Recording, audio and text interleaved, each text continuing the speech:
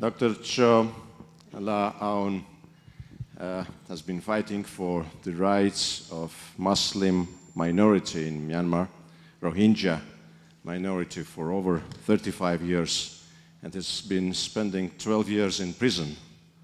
And I think it's special symbolic in the action of awarding him with Aurora Prize, being the first nation in Christianity. We have awarded Dr. Aung as a representative of the Muslim minority in Myanmar. In accordance with Transparency International, this conflict in Myanmar is maybe the most dangerous one currently the humanity is watching for this century, and it's our pleasure to invite Dr. Aung to the stage.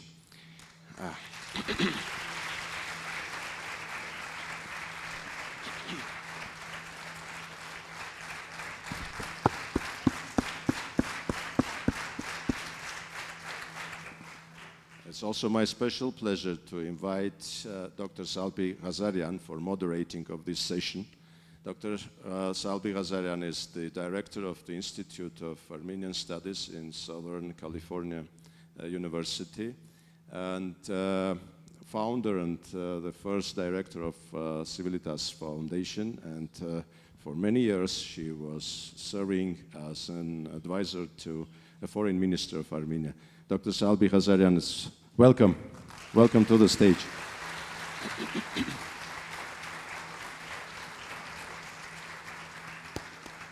And I'm giving the floor to Salbi.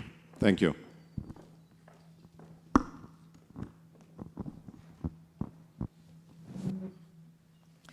Thank you. Thank you, President Darpinyan. The advantage of being in a university, you get honorary degrees. I wish I had a doctorate. I don't. So those of you, if you want one, the time is now. Thank you for this opportunity. On behalf of the Aurora Humanitarian Initiative, I want to welcome Mr. Aung and welcome all of you for what I think is going to be a very unusual conversation. You know that the Aurora Prize has now been around for 3 years. The first year, the laureate, we try not to use the word winner, because when you're comparing individuals like Mr. Aung, who do incredible, indescribable work every single day, how do you say this one is a winner and that one is not? So we call them laureates, Tapnegir.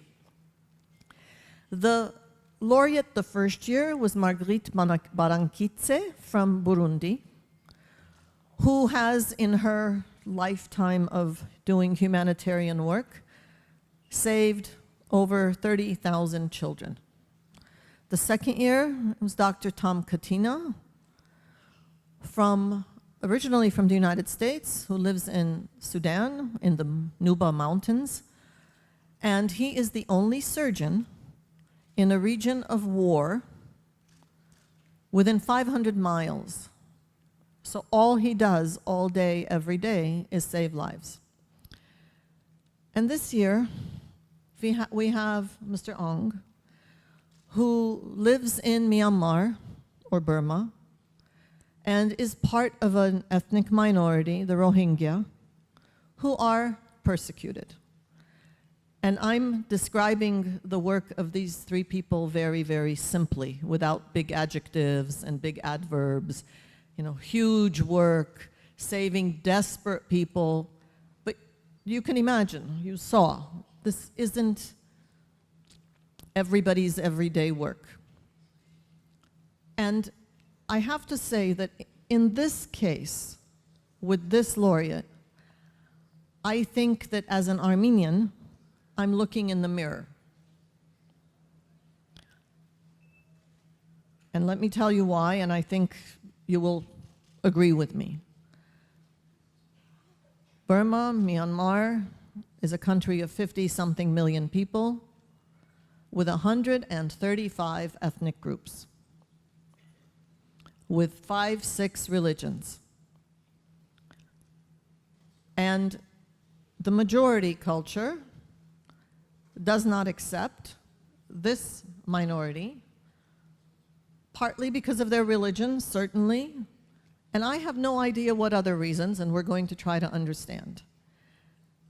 They're being deported. The world knows, the world is watching. This isn't the first time I've heard of the Rohingya.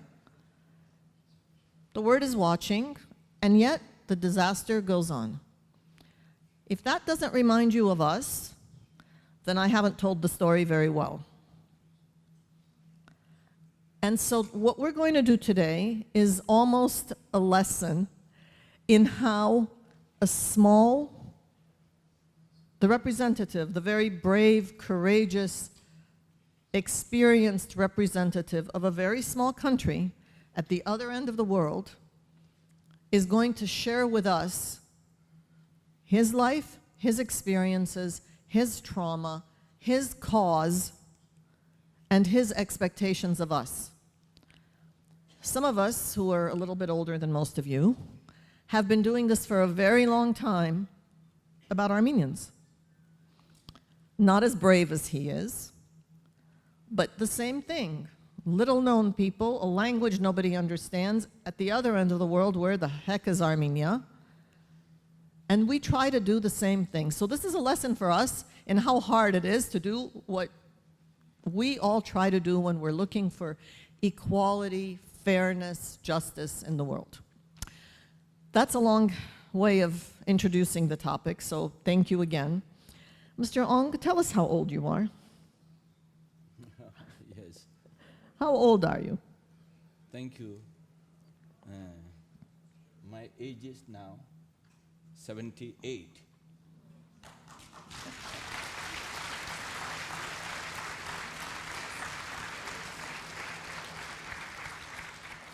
And how many of those years have you spent in prison? In 1986 to 1988, I was under trial for 2 years. In 1988, there was a strike across the country. Whole of the Myanmar was also, the government pulled down by the public.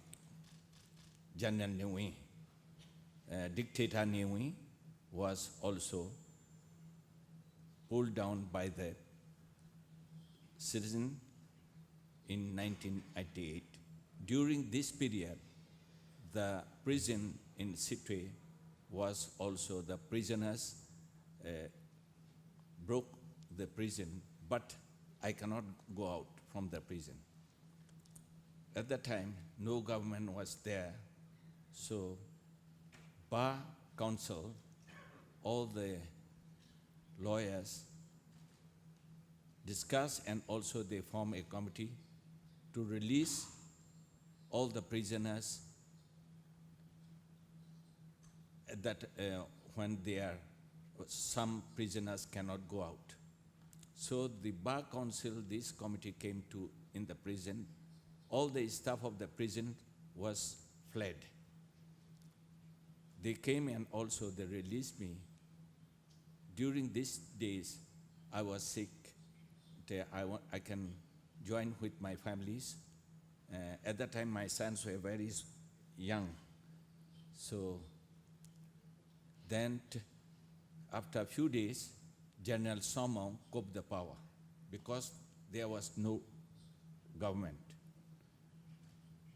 And coping the power, General Somong announced that he wanted to make the country democratic one. Then he announced that everybody can form political parties.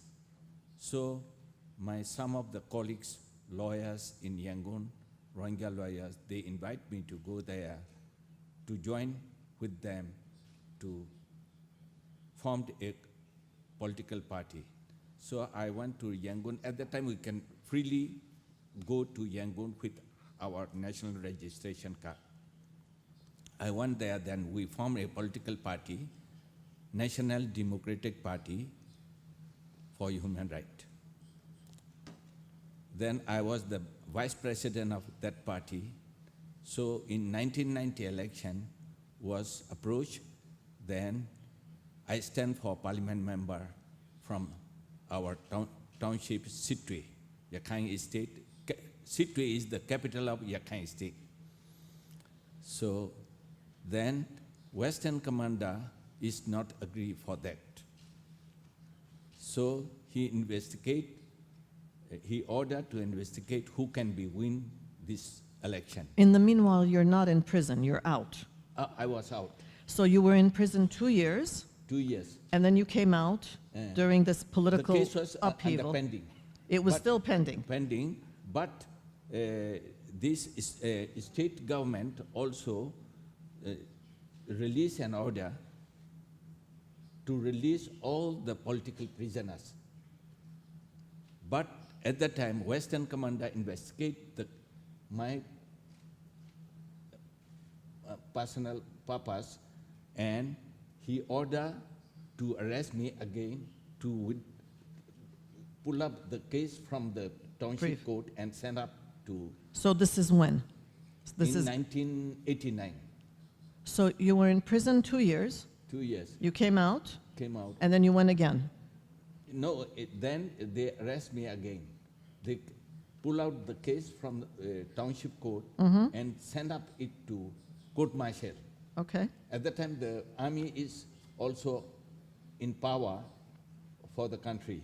So they send up my case in court martial trial for 1 hour, and then order me for 14 years. 14. 14. And how many of those years did you serve? And then in 1999, there was a amnesty order that if a person getting severe punishment above 10 years, so he should be suffered only 10 years. So 4 years was gone. And then another 2 cases was sent up to the township court. One is Section 224 criminal code. It is that I am escaping from the prison.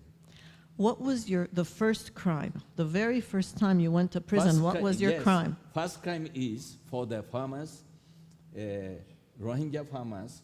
The government noticed them, noticed them that they will confiscate all the farming land from them. Nearly 400, 500 houses there.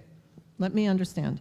The government said to farmers that they would confiscate farmers' lands. Yes. 500 farmers. Yes. And then the farmers came to me. They went to some other lawyers, but no one wanted to handle this case against the government. No kidding. So at last they came to me. I accept it. I take power from the village elders, 10 farmers, and then I wrote a petition to General Nguyen because at that time he was a chairman of the Myanmar Socialist Party. Was the case ever heard, or simply because you sent the petition? No. Only for requesting letter to release The farmers' farming lands. So That was your crime. yes, And so you sat 2 years, you came out, you went back, you were released because you had served 10 years already. How old were your children then? they are very young. The oldest one is 20, and one of my daughter, she was graduated from Sitwe University, and at that time, after her married, I was arrested. Then she was, at that time, when I was in prison, she got the brain tumor. So she tried to go to Yangon for treatment. The capital. But she has her national registration card, but she cannot Travel. she cannot travel and the government didn't allow her to go to Yangon. She has to die in 1994 or 5 there in Sittwe. Because she could not seek treatment. Yes. There are 1 million Rohingya in Burma, is that right? About 1 million? Nearly 1.2 million. at that 1.2 time. million. Yes. And today, there are already about 700,000 of them who are displaced. Yes. They're displaced or they're out of the country completely? No, some are also In- out of the country completely, and only, I think altogether in Rakhine State, maybe 400,000 to 500,000 Rohingya are still living. Because Chowk Tom Miao, Mimbia, some other townships, there are Rohingyas also. They're majority Rohingya No, minorities in those towns. in those towns. In Sittwe, maybe it... Sittwe is the city we saw. Sittwe, yes, Sittwe is the Rakhine State city. There must be 1.500. So of the 1.2 million, Yeah. about 700,000 have been displaced. Some are still in Burma, Yes. and some are out of the country. Yeah. And most of those who are out of the country are in Bangladesh. Yes. Oh, I should say, because I checked my map, so this is a country with these neighbors: China, India, Thailand, Laos, China, India, Thailand, Laos, Bangladesh. Yeah. Why is it most of the refugees end up in Bangladesh instead of the bigger, No, it is slightly easy more? to cross the river. It is easier to cross the river, the Bay of Bengal, and also the river to Bangladesh, so that they choose the easiest way. And is it fair to say Bangladesh is maybe the poorest of these 4 countries? Yeah. So of all of the neighbors, most of the Rohingya end up in the next poorest country. Yeah, Next. Bangladesh is poorer than Yes, India, poorest China, country, Laos, yes. Thailand. Yes, poorest country and also Huge. huge populated country. And are they welcome there? But how can they do? But Sheikh Hasina is also appealing to the... Sheikh Hasina is the Prime Minister of Prime Bangladesh. Minister is appealing to the international to take all this, because she is facing difficulties for these people. But except for the economic issues, Yeah. is there ethnic or religious persecution in Bangladesh? Are the difficulties economic only? Yeah, they are. Mostly. Yeah, mostly. Okay, it is very difficult to understand when you're not living the experience. Huh? In Burma altogether, there are 4-5 million Muslims or less? Maybe 4 million Muslims. maybe, across all Myanmar Yes. region. There are Indian Muslims, there are Malay Muslims, there are 5-6 different Yes. backgrounds. Yeah. Why is it the Rohingya who are being subjected to discrimination? They are being that they are asking for citizenship first. Do the others have citizenship? I can stand parliament member with this 3 folding card, national registration card, in 1990 election. But up to we can vote and we can elect it up to 2010 election. In 2015, also NLD kick out all the Muslims from their party. And no one can vote. Also, mostly in Rakhine State, no one can vote. No one can be elected. I show up to vote. What do they do to me? Why can't I vote? They rejected. They reject me. Yeah. They send me away. Yeah. And they didn't announce in voters list. How do they know I'm a Rohingya? How do they know to reject me? No, there you mentioned there, they collect the data that which religion you are faithing. So my name and my religion. Yeah. And so if my religion is Muslim, I'm they Rohingya. rejected. if my religion is Muslim and I'm Indian? Also rejected. And is this by law or because they can? They can, not by law.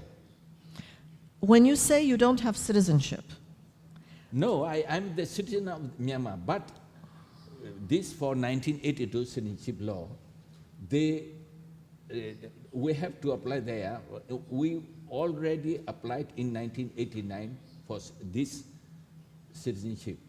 They issue, in our form, we filled up that we are Rohingya and Islam. But after they already ready to issue all these scrutiny card to Rohingya people. At the time, Kyaw was in power. Then Kyaw stopped all these things. the Rohingya have been in Myanmar or Burma for how many centuries? It is more than 10 centuries since then. When the Yakai king was dominating the Yakai state, at that time Rohingyas, Yakai also invite these people to attack the Burmese king. Because Burmese king... This is 10 centuries ago. Yeah. Okay. So the Rohingya people have been living in Burma for centuries. Centuries. And before 1982, before citizenship was taken, were they considered equal citizens? At the time, When you were a child, was everything okay? No, everything okay. When I was also serving in state court, it is okay, no discrimination. Also, I can get a promotion in my job. And some also Rohingya are in so many departments, also judges and police officers, in administrative officers, in land record offices, medical doctors. Even my cousin is medical doctor in the Sitwe hospital, his uncle. Also now is still alive, now lived in midst of Myanmar. He retired from his job. So on the one hand, the Rohingya are integrated into Burmese society. Yeah. On the other hand, they don't have political rights. Yes. Does that sound familiar? Yeah. I mean, I tell you, I think I'm looking into a mirror. It's fascinating. Yes. It is like mirror. Yeah. Because I can expose my feeling that to you.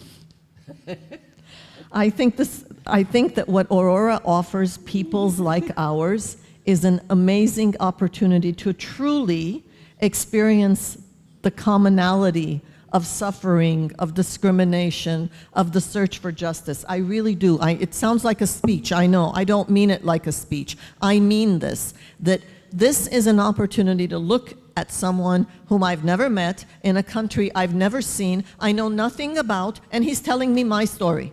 He's telling me my grandmother's story. It's fascinating. Yeah, it's... I want to explain another thing. In 2012, they set fire all Muslim villages, but... They set fire in all the villages? Yes. Yakai extremists also set fire all... Which extremists? Yakai. Yakai. Buddhists. Oh, the Buddhists. Buddhists. Okay, Also but including extremists. Monks. Including monks. Monks also, and set fire all the villages. It was in 11th of June, today 11th? Yes. It's 6 years, exactly 6 years, June 2012. They came to set fire our quarter. Our quarter is midst of the town, so surrounding all Rakhine Buddhist houses. But they cannot set fire for to be. It can be also burnt there some Yakai houses. So they destroy our houses, 46 houses totally, and mosque was also destroyed. And on that day, police arrest me again. At that time, What were you doing? Nothing. I am afraid, and I am also sitting. So the authority called all Muslims to get out from their own house. Then all people get out from the own house and gathered in mosque compound. Our mosque compound is very big enough, so we nearly 300-400 people, children including, and sick person, old person are also gathering there. At 3 p.m., police came and also called me to go somewhere. So they took me to a police, a home minister, I think assistant home minister or someone. Then he ordered them to arrest me. So they took me again to my house for a search. But at that time, all my library was totally destroyed. All my properties were all destroyed. Then they put a letter in my cupboard under a book and said that we got the proof that he is also communicating with Al-Qaeda and sent up the case next day to the court. So they took me to send me to the prison. I don't know where my family was, my daughter where, and then this was trial for so many times. I have not only proper clothes, because we are, at that time we cannot take proper clothes because so many people are attacking us. Buddhist extremists attack, burn houses. People are now homeless. Yes. You're arrested. Yeah. Other people are also arrested? Yeah. No, only one in Mongdo. Another region. In Mongdo, another region. And at that time, I was the administrator of Medicine Sans Frontières Holland. So our country manager in Yangon, Mr. Peter Paul, and Victoria Hawkins, they applied to President Thein Sein to release me because I am innocent of this case. So all of this is before Aung San Suu Kyi came to office, is that right? yeah. Has anything improved since then? No. Is it significantly worse or is it the same? No, it is getting worse and worse. And what is the explanation of, let me back up. I think that anyone who has worked in government or knows how government works understands that it's one thing what you say on the street and it's another thing when you're in office and try to make policy. Armenia is going to be living that now. We are hoping to work so that what our leaders said on the street is also what will happen in government. And part of that responsibility is ours. In this case, was it that it's one thing when she was on the street or under arrest, and now in government she can't? What is the situation? This is a human rights Nobel laureate. Huh? I cannot say that what is in their mind, in her mind, and I don't know whether she is afraid of the military or someone or something. I cannot say. Who in Burma, please also tell us Burma, Myanmar. It used to be called Burma for centuries. Yes. And then the military junta decided to call it Myanmar? Yes. Why? Military is now, the constitution, it was drawn by the army, but I think Aung San Suu Kyi cannot overcome this constitution. So is what is being done to your people legitimized by the Constitution? Does the Constitution say? The Constitution didn't mention there any about this, but they are doing out of the law to us. Can I ask that everybody look at their telephone and turn them off? Thank you. So what is being done to you is extra legal. It is not legally okay to discriminate. Not legally. It is politically okay. Politically discriminate us. What do you want the Aurora Prize to do for you now that you have it? What do you think you can do that you couldn't do before? So I am doing for my people legally. I cannot do anything beyond the law. Our people is getting poor and illiterate.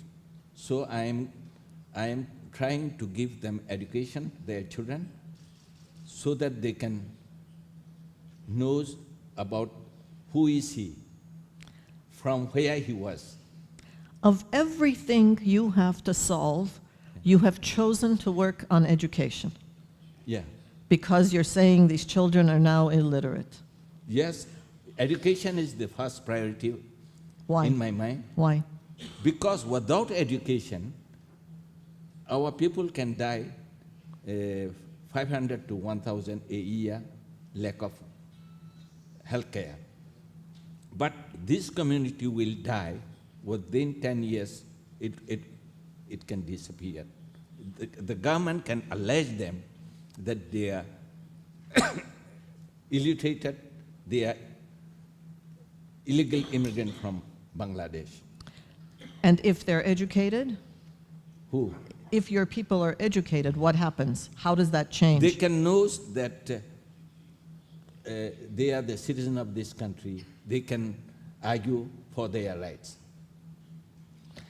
So again, now with the title of Aurora Prize Laureate, what will you do? How will you promote education among the Rohingya? Yes, I am trying to educate the people, to organize the parents to send their children to school, and also our children, matriculated children cannot join the university now. Cannot. Cannot. 6 years, up to 2012 to today. So they cannot join. This year, also 33 candidates matriculated. Last year, 36 candidates matriculated. They cannot join. We also approached to the government. If Sitwe University didn't accept them, let them go to other university in Burma, inside Burma, to study, but the government didn't accept it. How does the prize make your job easier? Does it make your job easier? This prize? Yes.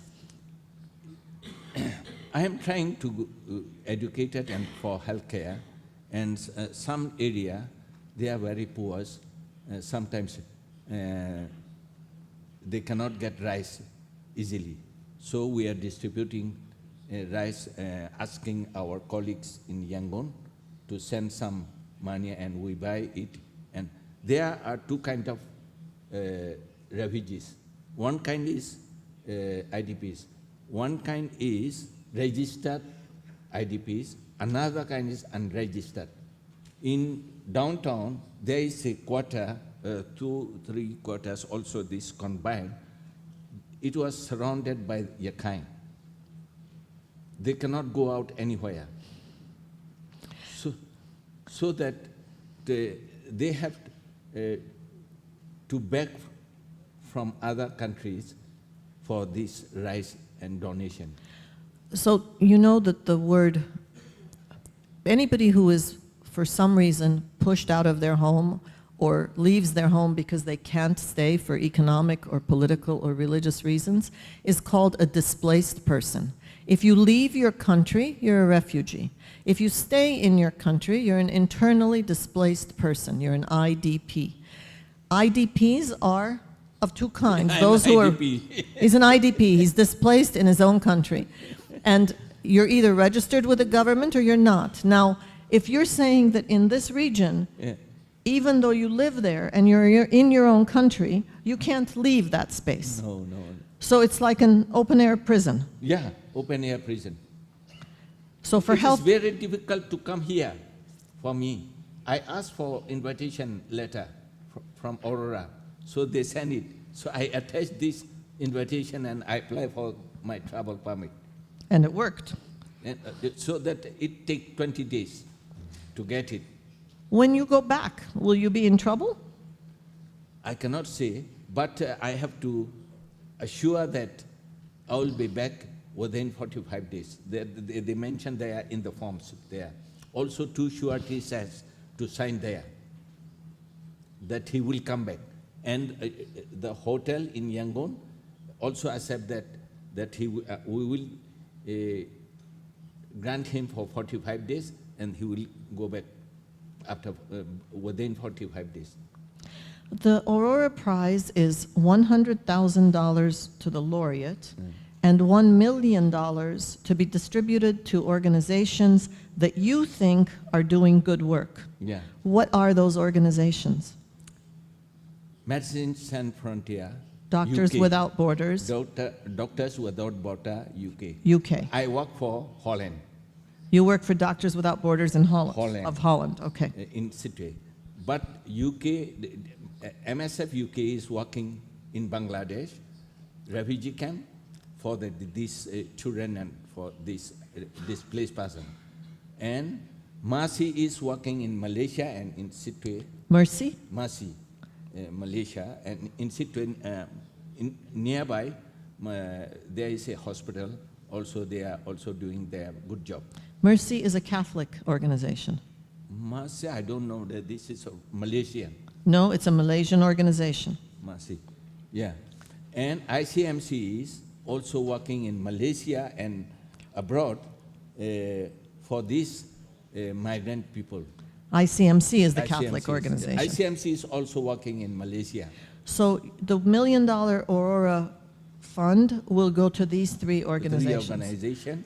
I recommend 40% for MSF UK and 30% for the other 2. Okay, so one more irony, and then we'll open this to questions if you have questions for Mr. Aung. So the irony is the Armenian people, through the Aurora Foundation, have chosen a Muslim laureate as the Aurora Prize Laureate for this year, who in turn has chosen, among others, a Catholic organization to support the refugees. If this doesn't say something about common humanity, I don't know what will. Thank you.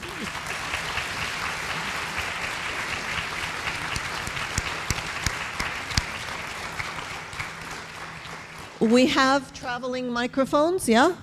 One there, show me, and one there. Okay.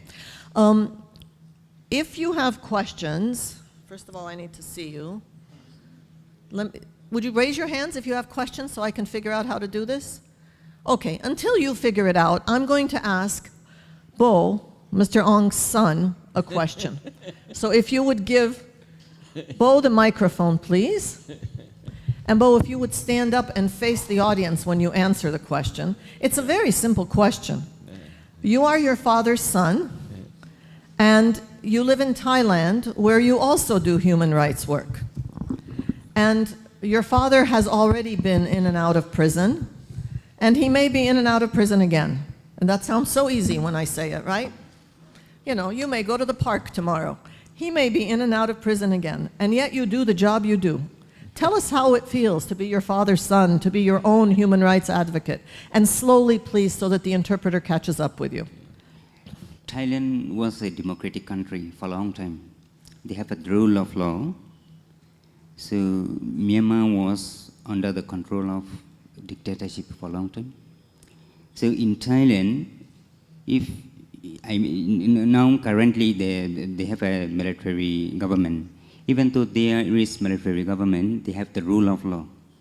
Thai people, they respect each other. They don't have discrimination based on religion and race. Even though they have some problem in southern Thailand between the Muslim and Thai Buddhists. That is the other issue. So for the work of human rights and for political works, it is very easy to do in Thailand if you do not, if anyone does not affect or do bad impact for Thai people.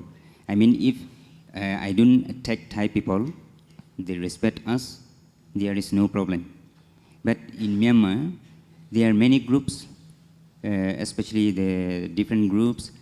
Most of the uneducated people are in Myanmar.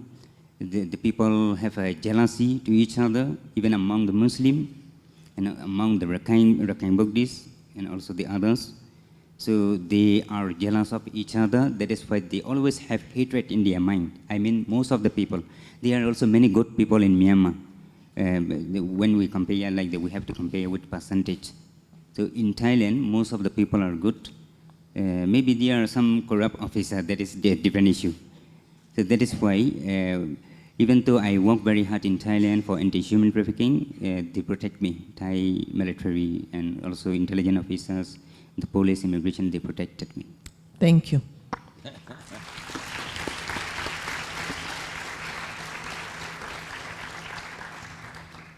Questions? I could do this all day, you know, but it really would be, this is a good opportunity. Okay, raise your hand and wave wildly if you have a question. If not, I am continuing. There's a question right here. Thank you. Mr. Aung, you say that you will give an opportunity of education the Rohingya people. If Myanmar government won't let you to give them, what will your future steps will be? Thank you. First, in 2012, we can open all the schools in Rohingya area, IDPs and Rohingya area. In 2013, I was again arrested. So the police officer is very bad. So he tried to arrest me in so many cases, but I am avoiding all these things. I doesn't want to exile from my land. At that time, he tried to be exiled person. To exile you. But I didn't. So he arrested me again and also sent me.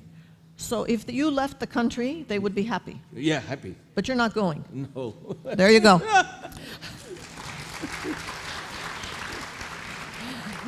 Was there a question there? Can you get right up there to that young lady? No, he said question, not yet answer. You didn't answer. Okay, we'll let you. I'll Okay. answer you. All right. So then we opened all the schools and we appointed teachers there. Then after this 2013, I was arrested. Our education committee was very afraid and they disappeared. And the educated teachers are also joined NGOs because NGOs can give salary, high salary, so that then no education there. So after my release again in 2014, I started again for elderly education. I print some books in Yangon, some of my colleagues, and we discuss, and also we are giving elderly education. During this period, also Mongdo, there is a 25th August in 2017, it is happened in again Mongdo. So we cannot gather these people for education because police is always blaming our people that they gathered for education. So we have to stop again. So what he's saying is if when they close a window, he's going to find a door, and when they close the door, he's going to find a window. Make Khoskov. Please. Yes. Mr. Aung, thank you for being here. Your presence is very inspiring for us. I have a question considering Aung San Suu Kyi. We all know her as a human rights, as a person who fought for human rights for many years. And I wanted to ask you, you or any member of your community, have you ever tried to reach her or to negotiate with her, considering the situation with the Rohingya people? Thank you. I attend 2-3 times meeting in Rakhine State government with the minister, State Minister Aung, and also Border Minister U the General Colonel Tengli, no, it's Bosho Tengli. So we approached them for all these things. to educate our matriculated student to university. Otherwise, if they cannot they cannot agree for Sittwe University, to send them to some other university in Burma side. But they didn't give any answer. I told also, I approached for them to them for this. Some our Muslim people cannot draw their salary, their pension after this conflict in Choctaw Township. What does that mean, they cannot draw their pension or salary? The authority, the township authority didn't give them this opportunity to draw.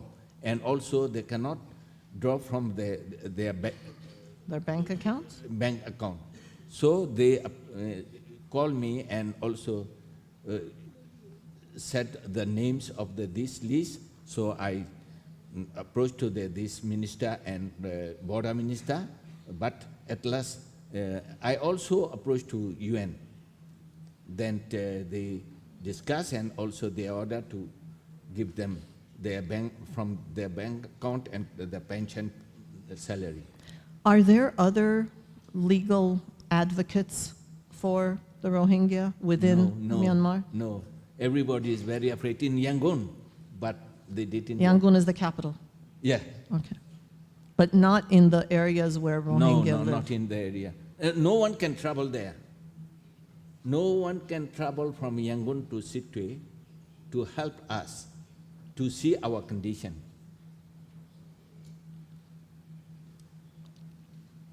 Don't even know what to say. The microphone there, please. I would like to say another things. Some of medical doctors in 2012, Muslim medical doctors from Tongji, Mandalay, and so on, a group of medical doctors also sent by our community in Yangon to Sittwe to treat our community. But the authority disturbed them very much, so they doesn't want to live more and also go back to their own. Traveling from Yangon to Sittwe is how many hours by car? No, Huh? Yes, you can. Mr. Pei is the interpreter. yeah. Oh, yeah, yes, yes. Okay. So, yes, I cannot meet with Aung San Suu Kyi, but I told this Yakhine Minister Unyibu, if you need for any purpose, you can communicate me. Also, Turkish ambassador, The Turkish ambassador. Turkish ambassador, he met with Aung San Suu Kyi. Aung San Suu Kyi asked him that who is the eligible person to discuss about Rakhine State. He told my name. It is very confidential. He told me. He visited then. He never called me.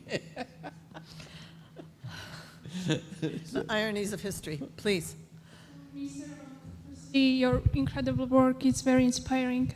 And my question is, what is your country's other ethnic groups, especially the Muslims, attitude towards you and what happens to your people? And is there some kind of unity within the Muslim groups and within the country's other groups in general? Good question. Thank you. Please take the microphone back so it'll be faster later. Tuga basolo dala. Ask again. The question is there solidarity with other Muslims in Myanmar? No, no, no. Why? But they are also from Myanmar side. They afraid they cannot come to us. They are afraid. But some donations. Sometimes they send some donation for these refugees. So we distribute them also. So within Myanmar, there are other Muslims. Yes. They live in other places. Yes. And for them to travel to Sittwe, to Rakhine province, is very difficult. Very difficult. Or impossible. Impossible, and also, even though the donation to keep secret, they told me. They told you that they would make a donation, but not to do. not to talk about it. Yeah. So We just talked about it, you know Yes. that. Now that's 2 secrets you told us. Don't tell anyone, okay? during this Ramzan, we distribute so many rice to very poor area. So I have some my colleagues also. I cannot go there, so to buy and distribute. The road is very bad, and very bad roads. They didn't repair. They take from Turkey. They asked me to construct a hospital. I told him that if you give hospital, you should give medical doctor and nurse. If you give school, you should rent teachers from Yangon and send them. Otherwise, you Don't give me a building. Yes.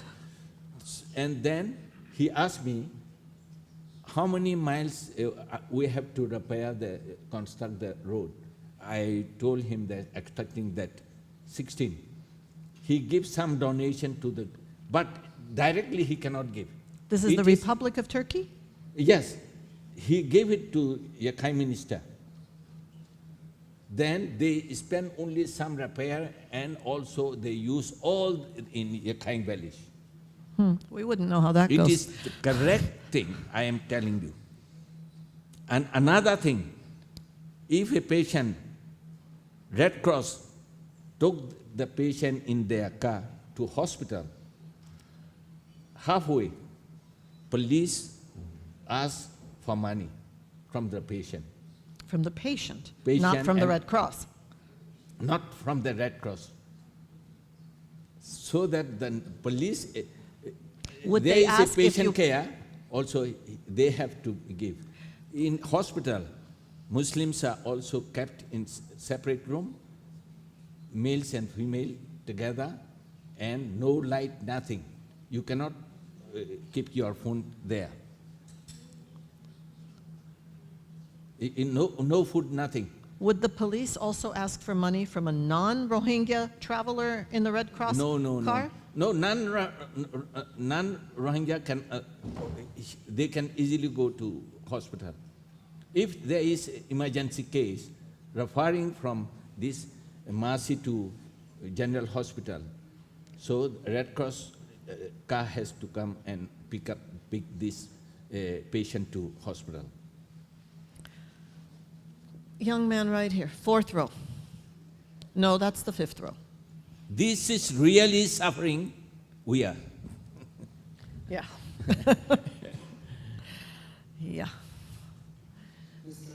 Having you in rows of our heroes is an honor for us. And my question concerns the identity politics in Myanmar. So I wanted to know, has the group experienced the forced assimilation from the side of the government? Has the government tried to change the Rohingya religion? Has the government tried to make you become Burmese? Or is there a blunt separation and just saying you just need to go? Thank you. Does the government force assimilation? That you're not Rohingya, go, change your religion, become part of the bigger society? Do they try to make you lose your identity? Once I went with my all documents to a state immigration officer. It was near, before this conflict was happened, it was maybe 7 One more years. question and we'll be done. 7 years. After looking all my documents, he told me that why you didn't convert in Buddhist. So the answer is, I guess, yes. So, another thing, Buddhist in Bangladesh is the citizen of Bangladesh, in Myanmar is the citizen of Myanmar. There's dual citizenship. Yeah, they can cross the border and easily come to Sitwe. Even we have our identity, we cannot travel to Mongdot or to any other township. You're giving a lot of people a lot of material to read. What happened to the days when we used to do this? Now we're up here. Yes. The young lady right up there. Abres.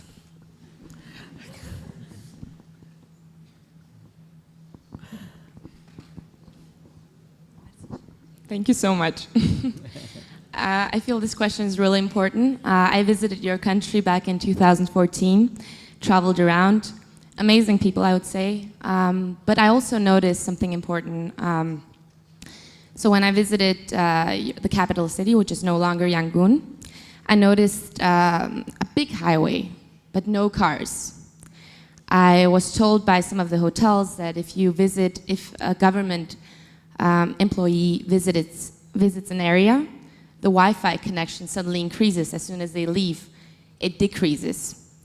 So in a country like that, that's so controlled by the government, how are you going to ensure that the money actually reaches the people and no government official actually stops it? Especially considering that just by as an individual trying to take money out of the bank was a challenge. Thank you.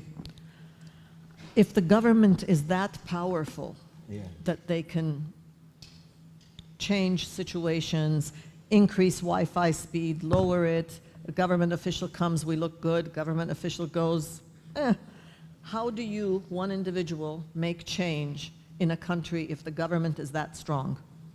How do you make change? How will you make change? I cannot make the change, but we are also, all this information is giving to UN and to international, to the world. So we are expecting the pressure from internationally and from UN. So otherwise, if I can go to Malaysia, I can go to Australia, I can go to anywhere. If no one is there, so who will inform to the international country? But I cannot do myself. But it is a small thing that I am doing there. And what can we do?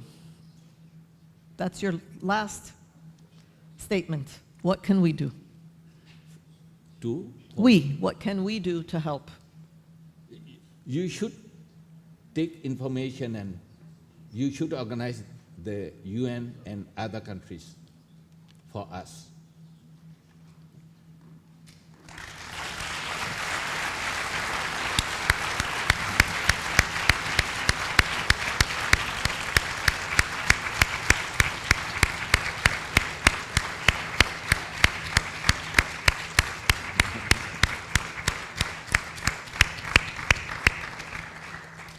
One of the great things that Aurora does is bring the world to Armenia, and here is an example of that. Plus, it offers us individually an opportunity to do something. So let's take it. Thank you. Thank you to the Slavonic University and Dr. Armen Tarpinian. Thank you to Mr. Aung.